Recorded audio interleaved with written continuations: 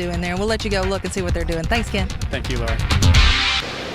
I'm here now at the Space Station Processing Facility with Tom Erdman, who is Marshall's resident manager here. And Tom, you manage all of the Marshall hardware in this building, right? That is correct. The Space Station Processing Facility at Kennedy Space Center is a unique location where all the hardware from all over the world comes together. And Marshall's had an integral role in processing the space station, which includes the U.S. Lab, the airlock, Node 1, the express racks, and the microgravity science glove box currently on orbit.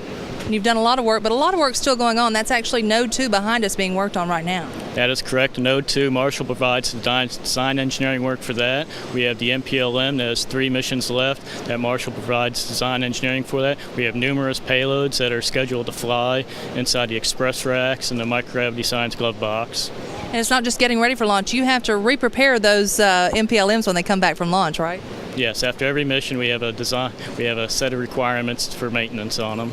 And after missions we have experiments coming down that we have to retrieve the samples and get them processed for the scientists. And then it's right back to the launch pad after you get it all ready again, right? Yes. All right, thanks for showing us around. Thank you. I'm here now with Benny Davis, and he is the Marshall representative for the Space Shuttle main engines. And we're in the engine shop, but Benny, this is no ordinary garage. No, it's not. This is a high-tech engine shop. And in here, we process the Space Shuttle main engines between each of the flights. We start right here with our heister. We use this to go over to the orbiters and pull the 3 engines off after it lands.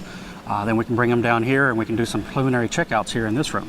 And then you tell me you have an oven in here. That's right. We have an oven here, and we use this to dry the engines out. Our byproducts are water, so we have to get that water out of those before we go fly them again. So how long of a process does that take? This takes about 8 hours or so to get all the water out. So. All right, let's put something in to bake. All righty. What else happens after that? Well, after that, then we can bring them out and start doing some checkouts and inspections and things like that. We can bring them into this area, and then we can either horizontally or we can rotate them vertically and put them on one of these pedestals. And when we do that, then we can get up top and we can go work on the turbo machinery, or we can work on the power head and do other inspections we need. We can also get down below and look at the nozzle, actually crawl up inside the nozzle and do any kind of inspections there we need to do.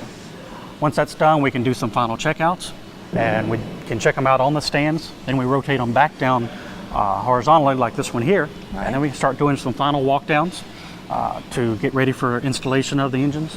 Once we're done here, we can bring them into this final room over there. We do final leak checks to make sure everything's sealed up tight, and then we're ready to start the process and go put them back on the orbiter and go fly again. Go fly again, then they come back and you start We all start over the again. process all over again, that's correct. All right, thanks for showing us around, You're Benny. welcome. We're here in the Launch Control Center now with Tony Smith, the Solid Rocket Booster Project Representative from Marshall. And Tony, we're in Firing Room 4. Tell me what goes on here. We launched a space shuttle from here. The shuttle senior managers sit in this room, including the Marshall Center director. Across the way, Mr. Robert Lightfoot, the deputy propulsion manager, sits with his team of project managers who look after each propulsion system as we come together for launch. So they make critical decisions from this room during countdown. Absolutely, they do. They monitor what's going on here, they communicate with the operations center back in Huntsville, and they're assured to have a good, safe launch as we progress through. And you also do some testing prior to launch from this room, right? Yes, we do. As the shuttle comes together, the parts come together and they are tested and measured. And when those measurements go a little bit outside of where they should be, we have some special tests. And that's when the Marshall team gets involved. We plug into this firing room, we monitor, and we look at the data. That's all prior to launch day. But on launch day, as you said, all the important people sit in this room, right? So I haven't found my chair yet. Well, Mr. Dave King sits over here. I'm sure he won't mind. Oh, yeah, I'm sure he wouldn't mind.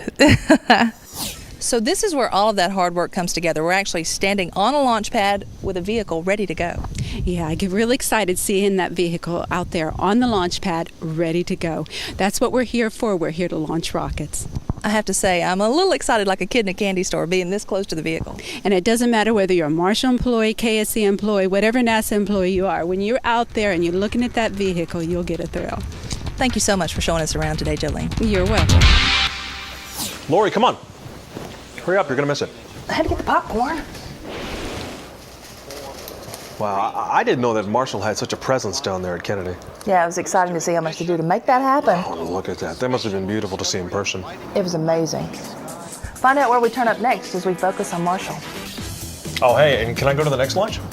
No.